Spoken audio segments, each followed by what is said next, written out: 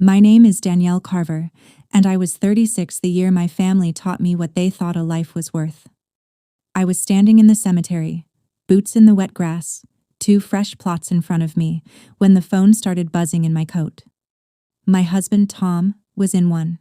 My daughter, Lily, was 6. She was in the other. My parents and my brother had skipped the burial entirely. They called it a trivial event not worth attending, then flew to Hawaii together the very next morning. 5 days after I buried my whole world, my mother called. Not to grieve with me, to ask for money. And what she said next is the reason I will never call her mom again. Welcome back to Calm Drama Stories, where ordinary women face impossible families and answer with quiet strength instead of noise.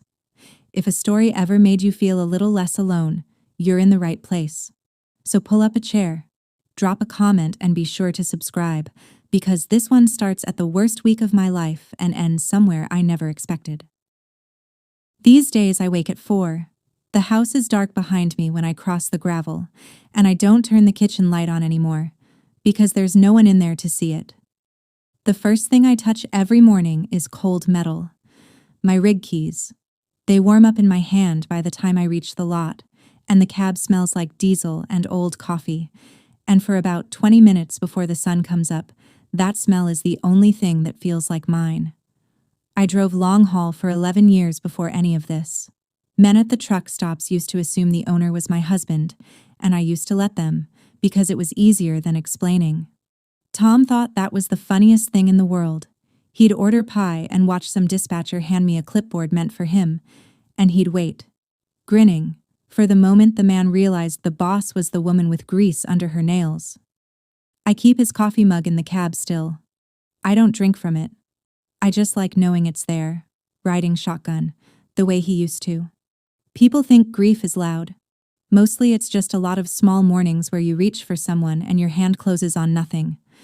By the cabin door there are still 2 pairs of small rubber boots, yellow, lined up where Lily left them. I haven't moved them. I tell myself I will, and then another 4 o'clock comes, and I don't. 11 months ago, I still had a family to come home to. I want to tell you how I lost them, but first I have to tell you how the people who shared my blood decided they had somewhere better to be. It rained for 3 days that spring, the kind of rain that turns a creek into a wall of water in 20 minutes. I was 500 miles east on a refrigerated run, hauling produce I no longer remember, when my phone lit up at a fuel island in Ohio. Tom had picked Lily up from her grandmother's early because of the weather. He was a careful man. 20 years behind the wheel, never a ticket. The kind who slowed down for yellow lights when the truck behind him laid on the horn. He took the county road home because the highway was flooding. There's a low water crossing out past the Henley farm, a little concrete dip where the creek runs under the road. On a dry day you'd never think about it. That day the water came up over the crossing while they were on it. They found his truck a quarter mile downstream, wedged against the cottonwoods, 2 days later, after the water finally dropped. I'm not going to describe the rest.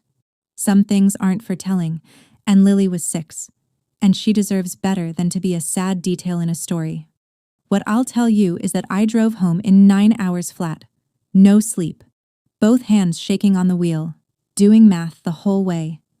If I'd turned down that run, if I'd been home to drive them myself, if I'd taught Tom to fear that crossing the way I did. I got back to a town that already knew before I did. Casseroles on my porch, the sheriff's truck in my drive. I was 9 hours fast across 4 states. I was still 9 hours too late. And the first call I made, before I could even get the words out, was to my mother. I thought, of everyone on this earth, she would come. My mother's first question was whether the funeral could wait 2 weeks. I remember sitting on the kitchen floor with the phone, thinking I'd misheard her. She and my father had a trip planned, she said. Hawaii. 8 days, with my brother Nathan and his wife, Mallory, and the grandkids. It had been on the calendar since January. The deposits were paid. I told her my husband and my daughter were dead. She told me she understood that, in the tone you'd use for a coworker who'd missed a deadline. Then Mallory took over the family group text, because Mallory always takes over. She wrote that of course everyone was so sorry, but the tickets were non-refundable, and the children had been looking forward to this, and surely I wouldn't want them to cancel the whole vacation over what she actually typed out, in writing, for all of us to read. A trivial event not worth attending. I read that line 4 times. A trivial event. My daughter's funeral. My mother's reply, 2 minutes later, was a thumbs up and the word, agreed. Not one of them asked how Lily died. Not one of them asked Tom's middle name for the headstone, or whether I was eating, or whether I was alone in that house with 2 pairs of yellow boots by the door. They asked which week worked better for them. I stopped asking. I told them the burial would be Saturday, and they were welcome or not. And then I hung up, and I did not call again. That was the first time in my life I understood something cold and clean about the people who raised me. They weren't going to choose me. They had never once in 36 years chosen me. And the strange thing was, knowing it didn't break me. It freed up my hands for what came next. The front pew is reserved for family. At Tom and Lily's service, the front pew was empty, and I made the choice to sit in the second row with everyone else because the people in the second row had actually come. My Uncle Ernest drove 4 hours from Joplin and stood next to me the whole time with his hand on my shoulder like a man holding a fence post in a storm. The church filled up. Tom's dispatchers came in their work shirts. The diner ladies came. Lily's kindergarten teacher came and cried harder than I did, and the whole soccer team showed up in their little blue jerseys because Tom had coached them on Saturdays. My parents were on a beach. My brother was on a beach. Their seats stayed empty and clean while 100 working people packed in shoulder to shoulder to say goodbye to a truck driver and a little girl. I gave the eulogy myself. I didn't trust my voice to anyone else's hands. I said Tom slowed down for yellow lights. I said Lily drew trucks instead of princesses. I said they were the best thing I ever built and the only thing I couldn't keep. I did not mention the empty pew, and I didn't have to, because every soul in that room could see it. Afterward, Ernest walked me to my car and said the only honest thing anyone in my family said that whole month. Danielle, they're not coming back to you. Not really. You should plan your life like that's true. I buried my husband and my daughter with the people who actually showed up. And as I stood by the 2 fresh plots, gravel under my boots, the phone in my coat started to buzz. My mother's name. From Honolulu. I let it ring out into the wet grass, and I had no idea yet what she was about to ask me for. 5 days later, she got me on the phone, because I finally answered out of pure exhaustion. There was no, "How are you?" There was no, "I'm sorry, I missed it." There was wind, and an airport announcement in the background, and my mother's voice going straight to business like a woman calling about a late invoice. "Danielle, we need to talk about the money." I sat down. I asked what money. She said the $40,000. Her tone said I should already know. Then she told me Nathan's dealership was in trouble, that the family needed to pull together, that I had to understand the bigger picture. And when I didn't answer fast enough, she said the line I will hear in my sleep for the rest of my life. "We can always make more money, Danielle. We can't make more family." She said it to me, to the daughter whose family was in the ground because they wouldn't fly home. She said it from the Honolulu airport, with sand probably still in her shoes, asking me for $40,000 to save the son who'd been lying on a beach while my little girl went into the earth. I held the phone away from my face and looked at the 2 pairs of yellow boots by the door. I thought about how a person can use the most beautiful word in the language, family, as a crowbar to pry money out of someone they just abandoned. I came very close to laughing and very close to something worse. Instead, I asked her one quiet question. "What $40,000 do you think is yours?" There was a pause on the line, the kind of pause that tells you someone has already decided what they're entitled to and just hasn't said it out loud yet. And in that pause, I started to understand exactly what they thought they were owed and exactly how wrong they were. Here's the $40,000. 4 years back, before any of this, I wanted to stop driving other people's freight and buy my own rig. A good used tractor ran me about 90 grand. I'd saved most of it the hard way, but I was short, and Tom and I needed a bank loan to close the gap. The lender looked at my down payment and asked where $40,000 of it came from, because that's what lenders do. It had come from my parents. Years earlier, they'd handed it to me, in front of Nathan, at a Christmas where they were feeling generous and important, and they'd called it a gift toward my future. The bank doesn't take your word for that. When part of a down payment comes from relatives, the lender makes the relatives sign a letter. It's a real document. It states the money is a true gift, that no repayment is expected, that it isn't a loan and never was. I didn't think twice about it then. I drove the paperwork over to my parents' house myself, sat at their kitchen table, and watched my mother and father each put their signature on that letter so I could buy my truck. Then I filed it away with my loan documents and forgot it existed. The way you forget a thing you'll never need until the day you need it more than anything you own. My mother had forgotten it too, or she'd decided it didn't count anymore. Because now, 4 years later, with Nathan sinking and my whole life buried in the cemetery, she'd reclassified that gift in her head. It wasn't a gift now. Now it was an investment. And an investment, she figured, was something a family could demand back whenever it pleased. She had no idea what was sitting in my filing cabinet. Nathan called the next day to finish what my mother started. My brother is 33 and has spent his whole life being the responsible one, which mostly meant being the one my parents bankrolled. He'd opened a car dealership 2 years back with money he didn't really have, and now the floor plan loans were eating him alive and the lot was full of trucks nobody was buying. He didn't ask about Lily either. He led with the dealership, then with the family, then with the part that told me everything. "Look, Danielle, you're alone now," he said. "What do you even need it for?" I let that sit in the air. You're alone now. As if my husband and daughter were a budget line they'd helpfully zeroed out for me. As if grief came with a refund. Then Mallory texted, because Mallory cannot let a silence stand.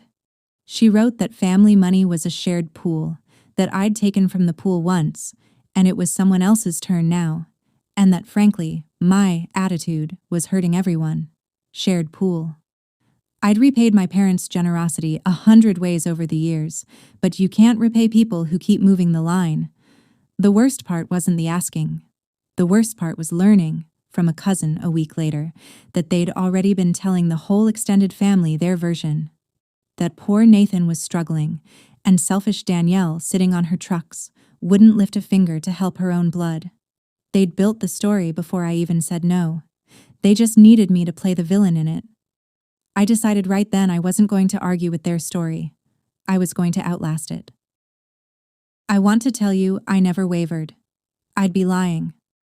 There's a thing I do, a thing a lot of you do, where I'd rather carry the whole weight myself than make a scene. I've been the one everyone leans on since I was 9 years old, packing Nathan's lunches because our mother was tired. So one night, a week into the calls, I actually sat down with my checkbook. $40,000 would empty my cushion, but it would make the phone stop ringing, and some exhausted animal part of me just wanted the noise to end. Ernest caught me at it. He'd taken to dropping by, fixing things that didn't need fixing, sitting in Tom's chair so it wouldn't be so empty. He saw the checkbook open on the table and he didn't yell. He just said, "You'd really write that, wouldn't you? You'd pay them to keep skipping your funerals." And I put the pen down because he was right. I wasn't scared of being called ungrateful. I was just so used to being the one who fixed things that I'd almost fixed the wrong thing. If you've ever been the person everyone leans on and nobody catches, stay with me, because this is the exact part where I stopped carrying people who couldn't be bothered to stand at my daughter's grave. Drop a comment if you've been that person. And subscribe, because what I did instead of writing that check is the whole reason I'm telling you this. I capped the pen, closed the book, and the next morning at 4, I did the one thing that has never once let me down. I went to work. Going back to work meant facing every man who thought I'd fold without Tom. The bank officer who held my line of credit asked, in a kind voice that was somehow worse than rudeness, whether I'd considered selling the equipment while it still had value. A freight broker I'd worked with for years suddenly had doubts about whether the outfit could keep running, given everything. I heard, third hand, that 2 of them were telling shippers I wouldn't last the season. A grieving widow with a couple of trucks. They'd already counted me out. My keys were cold in my hand every morning, and some mornings that cold was the only thing keeping me upright, but I held on to them like they were the last thing in the world that was actually mine. Because they were. Then Glenda found me. Glenda's pushing 60, ran dispatch for a regional carrier for 30 years, and has forgotten more about freight than those brokers will ever learn. She took me to a truck stop, bought me eggs, and gave me the only business advice that mattered. "Honey," she said, "from here out, people are either working with you or they're working against you. There is no third chair. Stop hoping the doubters come around. Make them irrelevant." So I did. I called every shipper who'd ever trusted Tom, and I told them the truth. Flat out. The owner was the woman with grease under her nails, the same as always, and she was still on time. I undercut nobody and outworked everybody, and about 3 weeks into that, a contract came across my desk that was too big for 2 trucks. A regional grocery chain. Steady freight, real money, the kind of account that builds a company. All I had to do was be brave enough to take it. To take that contract, I needed a second tractor on the road fast, so I started cleaning out Tom's old rig to sell it and free up cash. That truck was his heart. He'd kept it spotless, oil logs to the day, a little plastic horse lily glued to the dash, so Daddy has a friend. I sat in that cab for an hour before I could touch anything. Then I started pulling his things, gentle, like sorting through a sleeping man's pockets. His sunglasses, a church bulletin, a roll of quarters for the air machine, and down in the door pocket, under a folded map, his logbook. Not the electronic kind the law requires now. The old paper kind he kept anyway, out of habit. 20 years of his life in pencil. Every run, every mile, in his careful block letters. I held it and couldn't open it. It felt like opening his hands. I told myself I'd read it later, when I was stronger. And I set it on the passenger seat next to his coffee mug and the little plastic horse. But I'd seen something as I picked it up. The last page wasn't a run. It was writing. More of it than a log entry. His handwriting filling the lines. He'd written something there before he died, and I hadn't known. And now it was sitting 2 feet away from me, waiting. I drove home with it on the seat like a passenger. I want to be honest with you. I was afraid of that page. Some part of me already knew that whatever Tom wrote on it was going to change what I did next, and I wasn't sure I was ready to be changed. It took me 3 more days to open it. While that logbook sat unopened on my kitchen table, my family went to work on my name. Mallory ran the campaign, because Mallory treats family like a marketing account. The texts came daily, reminders of everything my parents had done for me, a guilt trip dressed as concern, asking if I'd gotten help for how bitter I'd become. She forwarded me a photo of Nathan's kids, captioned with a line about how they might lose their house, as if their house and my dead daughter belonged on the same scale, and she worked the relatives hard. My cousin Renee called and told me what was circulating, that I'd come into money and turn my back on the family. That grief had made me cruel. That my parents were heartbroken by my coldness, the same parents who'd been snorkeling while I picked out a child-sized casket. They'd flipped it completely. In their telling, they were the wounded ones, and I was the villain who wouldn't help her struggling brother. For about a day it made me sick, because a lie repeated by enough mouths starts to feel like weather, like something you just have to live under. Then it made me clear. They weren't going to stop on their own. People who rewrite the story to make themselves the victim never volunteer to put the pen down. Renee, to her credit, wasn't buying it. "I was at that funeral, Danny," she said. "I saw the empty pew. I'm not crazy." That was the first crack. One person in that family who'd looked at the same room I had and seen the truth of it. I didn't know yet how much I'd need her, but I filed it away, next to the gift letter, next to the logbook, in the growing folder of things that were going to matter. Renee called again on a Thursday, and her voice was different. Lower. The voice people use when they're telling you something they're not supposed to. They're planning something, she said. At the anniversary. My parents' 40th wedding anniversary was coming up. A big party at the church hall. The whole extended family invited. I hadn't planned to go, but Renee had been at my aunt's kitchen table when my mother and Mallory mapped it out. They were going to corner me there, in front of everyone. Ray, my father, was going to stand up during the toasts and make a family appeal, put me on the spot publicly, frame it as the prodigal daughter refusing to help her family in their hour of need. They figured I'd either cave under the pressure of 40 relatives watching, or refuse, and prove I was exactly the cold woman they'd been describing. Either way, they won. It was a trap with 2 exits, and both of them led where they wanted me to go. Renee thought I should skip it. Stay home. Stay safe. Don't give them the stage. And for a minute, that's what I figured I'd do. Then something in me went very still and very calm, the way it does on a mountain grade when the brakes start to fade and you stop being scared and just start driving. They wanted an audience, 40 people, the whole family, gathered in one room to watch them put me in my place. The thing about an audience, though, is that it works both ways. They were building a stage to humiliate me on. I started thinking about what else you could do with a stage, and a room full of witnesses, and the truth nobody had bothered to check. That night, I finally opened the last page of Tom's logbook. I poured a coffee I didn't drink, and I sat at the table and I turned to the back. And there it was, his block handwriting, dated the week before he died. It wasn't a love letter. Tom wasn't a love letter man. It was a list.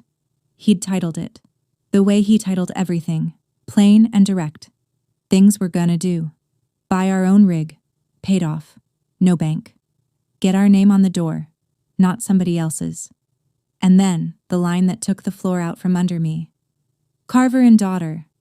So Lily grows up knowing her mama built something. He'd written our company name. The company we always talked about and never quite started. He'd already picked it. Carver and daughter, for the little girl who drew trucks instead of princesses, so she'd grow up watching her mother run something with her own name on it. I sat there a long time. Then I reached up to the visor of his cab the next morning, where I knew she kept her artwork, and I unclipped the drawing that had been writing there for 2 years. Lily's crayon picture. 3 lumpy trucks in a row, a stick figure with yellow hair beside them, and her careful kindergarten letters underneath. Mama's trucks. I'd seen it 100 times and never really seen it. They'd called her funeral a trivial event. They'd called my whole life a budget line. And I was about to make that little girl's name worth more than their entire vacation. I didn't decide it in a rush of anger. I decided it the way you decide to take a long grade in a lower gear, on purpose, with both eyes open. The next week, I filed the paperwork. The company stopped being Danielle Carver, owner-operator. It became Carver and Daughter Freight. I kept the and daughter. She was gone, and I kept it anyway, because some names you earn by loving someone, not by keeping them. Naming the company changed something in how I moved. I wasn't grieving and waiting for the storm to pass anymore. I had a thing to build and a daughter's name on the door, and people who'd lied about both. I decided I would go to the anniversary party, not to fight.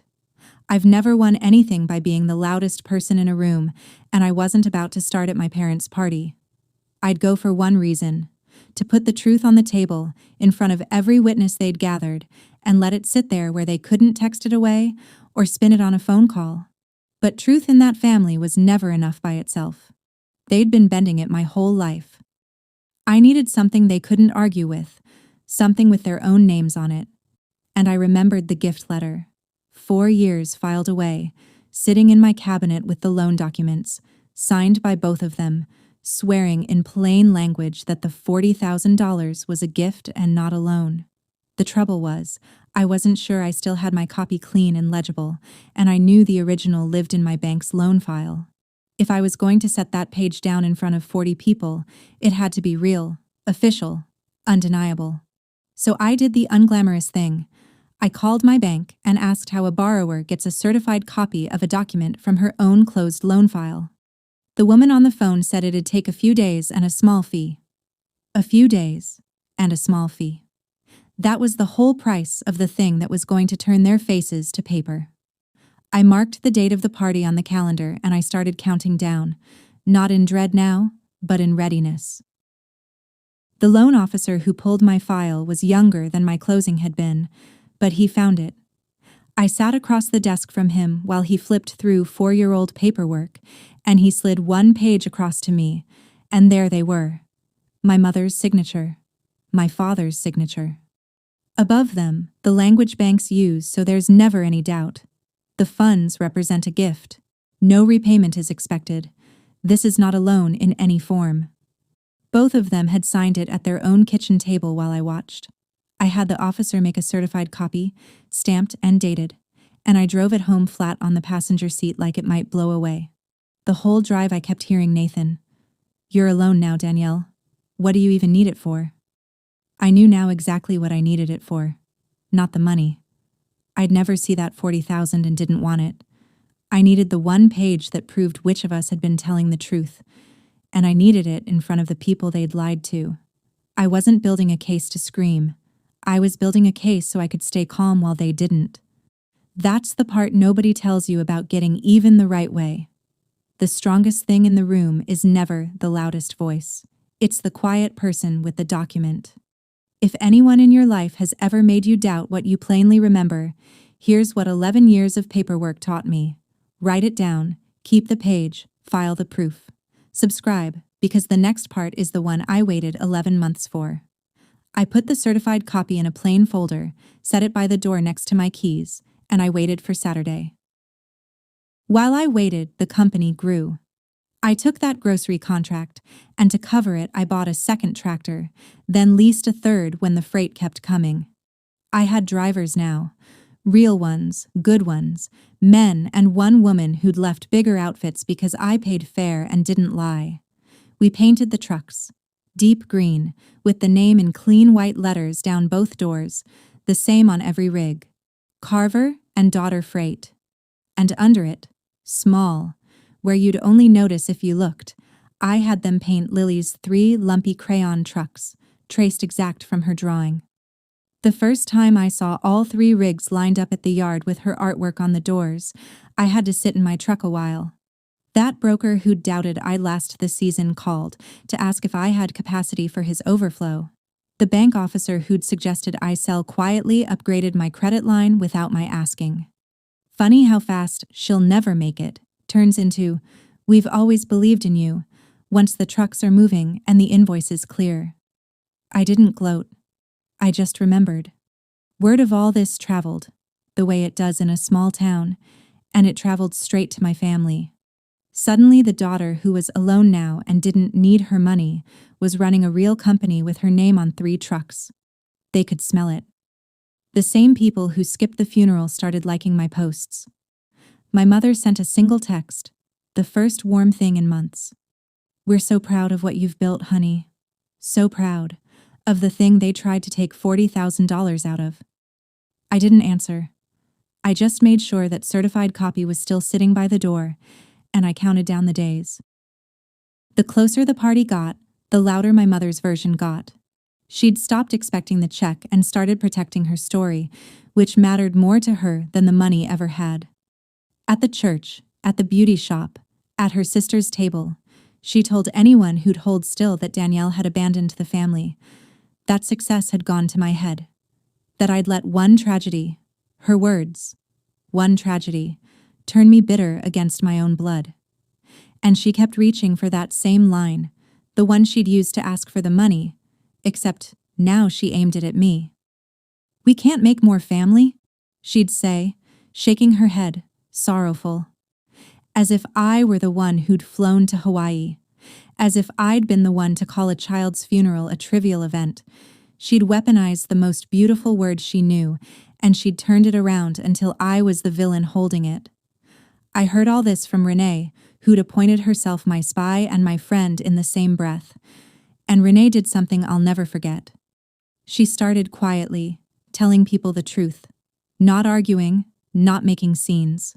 Just, when someone repeated my mother's version at the grocery store, Renee would say, "Mild as milk." That's strange, because I was at the funeral, And Brenda and Ray weren't. They were in Hawaii. I have the dates. And she did have the dates. People started doing the math. A few of them went quiet about it, the way you do when a story you've been repeating turns out to be the opposite of true. The ground was shifting under my mother's feet, and she didn't even feel it yet.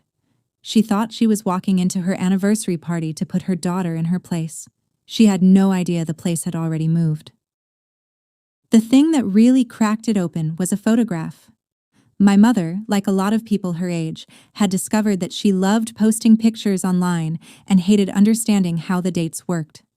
Somewhere in her feed from that spring was a sunny shot of the whole crew of them, leis around their necks, mai tais in hand, my brother's kids grinning in the surf. The caption was about making memories. The timestamp was the day after Tom and Lily went into the ground. Renee found it. She didn't even have to say anything cruel. She just put that photo next to the funeral date, both of them plain as day, and let people look. A Lays and Cocktails beach photo, dated the morning after a 6-year-old's burial. You can spin a lot of things with a phone call. You cannot spin a timestamp.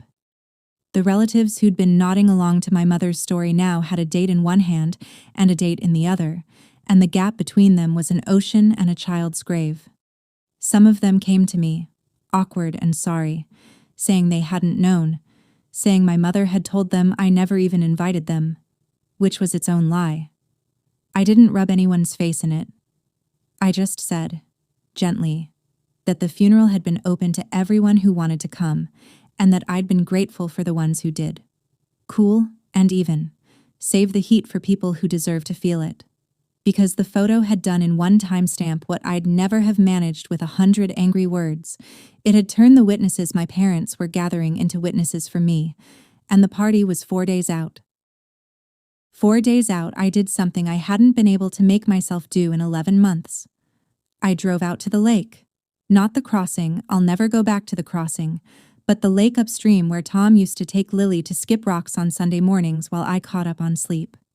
I went at dawn, because that's when the water goes flat and silver and still. No wind, like a held breath. I'd been avoiding it the way you avoid a sore tooth, sure that standing there would break me clean in half. It didn't. I sat on the bank with my coffee, the real cup, not Tom's, and I talked to them a while. I told Lily about the trucks with her drawing on the doors. I told Tom I'd named the company. I told them what I was about to do, and I asked them, out loud, whether I was doing it for the right reason. And sitting there in the quiet, I got my answer. I didn't want my parents ruined. I didn't want Nathan's kids to lose their house. I'm not built to enjoy other people's wreckage, even theirs. What I wanted was simpler and harder. I wanted it on the record.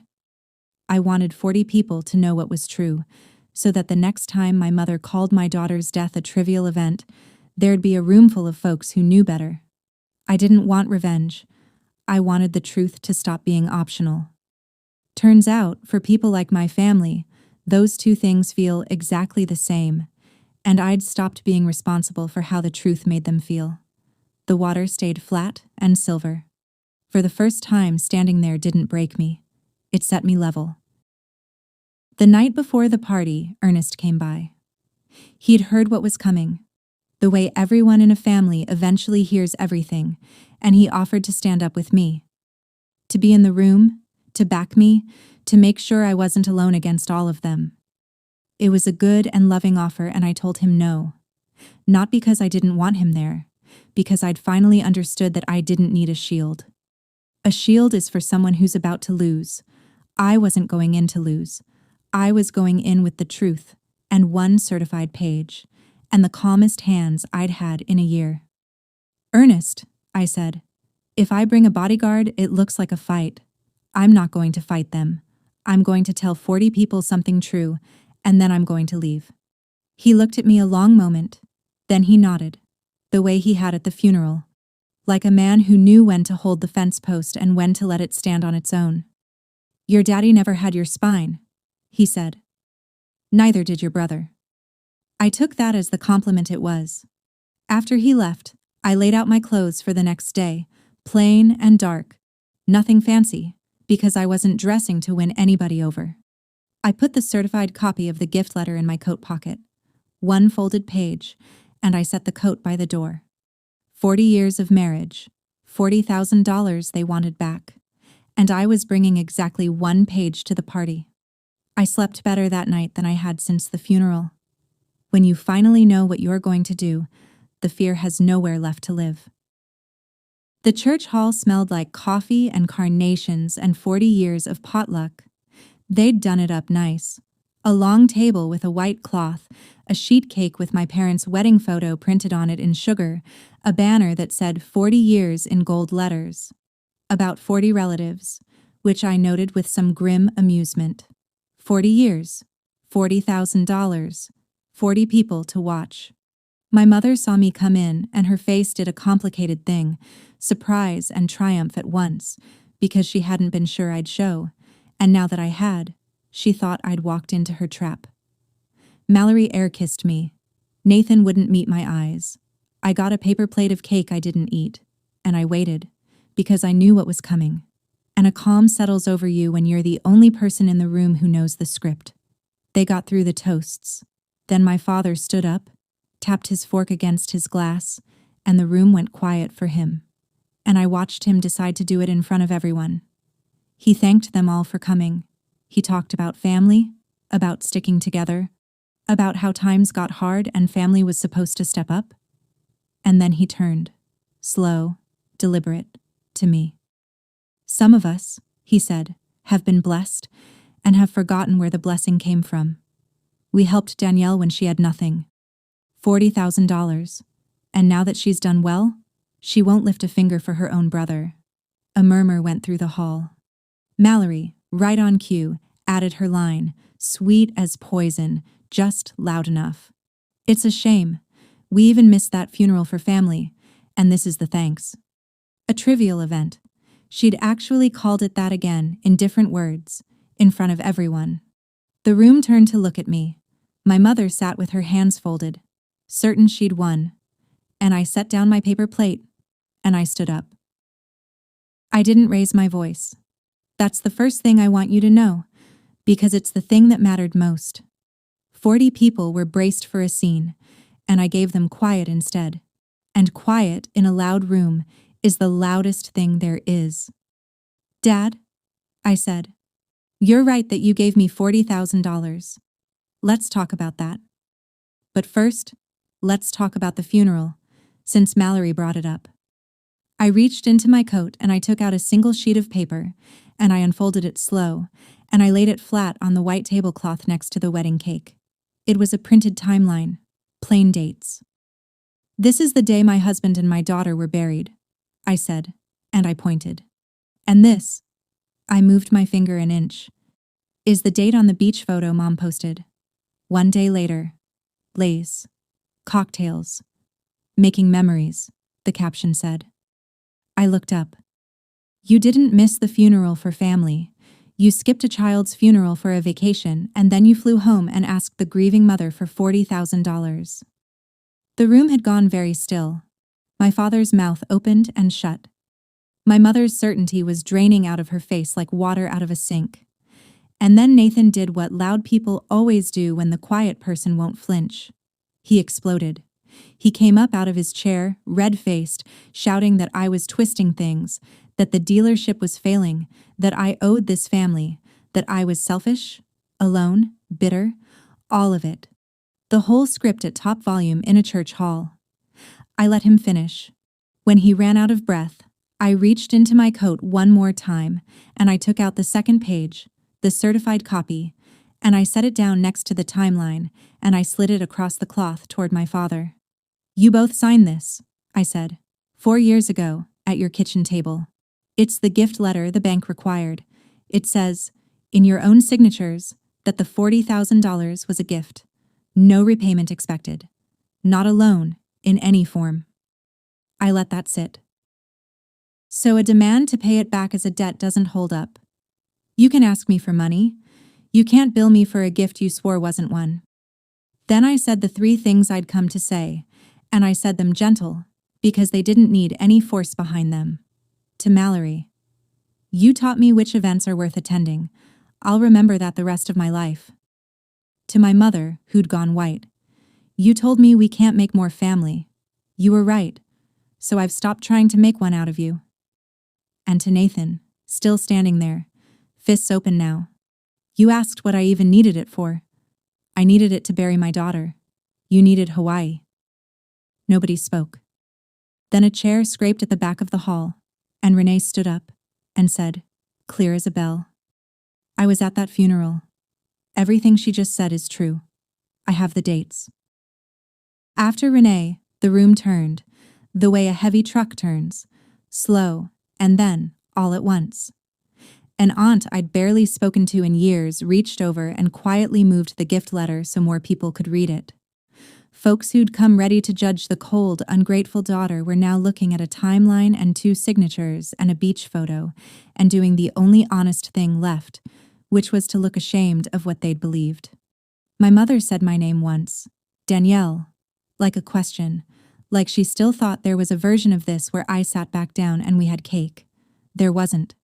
And Nathan, my brother, the loud one, ran all the way out of steam and just stood there, and for 1 second I saw it. The real thing under all the entitlement. He was terrified. He was going to lose the dealership and maybe the house, and his kids would feel it, and he'd gambled the whole family on bullying me into covering it, and now the family was looking at him instead. Danny, he said, quiet for the first time. I'm scared. And I believed him. That was the closest thing to honest any of them had offered me in 11 months, and I felt the old reflex twitch, the one that's packed his lunches since he was a baby. But he still hadn't said he was sorry about Lily. Not once. Not her name. Not that day. Not the empty pew. Scared for himself? Never sorry for me. So I picked up my 2 pages and I folded them back into my coat, and I said the truest thing I had left. I hope you figure it out, Nathan. I really do. But you're going to have to figure it out without me. Then I walked out into the parking lot, and the air was clean and cold, and I could breathe. The story that I owed them $40,000 died in that hall and never came back. They could have asked me for help, the way anybody can ask anybody.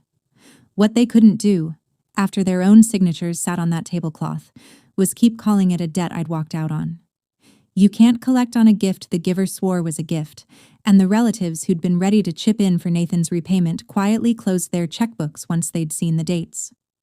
The dealership folded that fall. I heard about it the way I hear about all of them now, secondhand, from Renee, with no feeling in my chest one way or another. I went no contact with my parents and my brother. Not with a dramatic letter, not with a blow-up. I just stopped picking up, and after a while they stopped calling, and the quiet that came in behind them was the most peaceful thing I'd felt in years. I kept the people who showed up. Ernest comes for Sunday dinner and sits in Tom's chair, and I've made my peace with that, because somebody good should sit there. Renee and I talk every week. Glenda's semi-retired but still answers when I call with a freight question. Carver and daughter runs 5 trucks now, all of them deep green, all of them with 3 lumpy crayon trucks painted small on the doors where you'd only notice if you looked. People notice. Drivers ask about it at the truck stops, and I get to say her name out loud. Lily, my daughter. She drew that, and her name gets to live on the side of a truck rolling down every interstate Tom and I ever ran. I moved the little yellow boots. Finally. Not far. Just to a shelf, where I can see them and still get out the door at 4. And on a Sunday this spring, almost a year out, I drove back to the lake at dawn with a fistful of wild daisies, the flat silver water and no wind, and I left them on the bank for the 2 people who actually built me. The water didn't break me this time either. It just held still, the way it does, and held me with it. I don't reach for my phone out there anymore. There's nobody on it I'm waiting to hear from. I've got the people who came when there was nothing in it for them, and I let go of the ones who only showed up when there was. That's the whole trick, it turns out. That's the entire thing. Family isn't the people who share your blood. It's the people who show up when there's nothing left to gain, and the ones who walk away the moment there is. That's my story.